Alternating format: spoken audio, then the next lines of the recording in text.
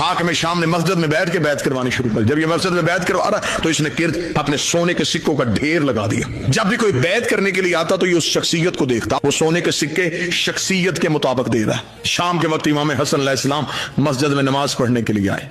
जब देखा, इसने कहा अच्छा तो हसन आप इसलिए ताखीर से आए, शायद मेरे खजाने खाली हो जाएं। इसने कहा हसन अगर आप बैत नहीं भी करते फिर भी ठीक है। इसने अपने नौकर से कहा सुबह से लेकर शाम तक जितना खजाना तकसीम किया उसका दुगना कर, हसन के कदमों पे ढेर कर। इमाम हसन के कदमों पे सोने के सिक्कों का ढेर आया।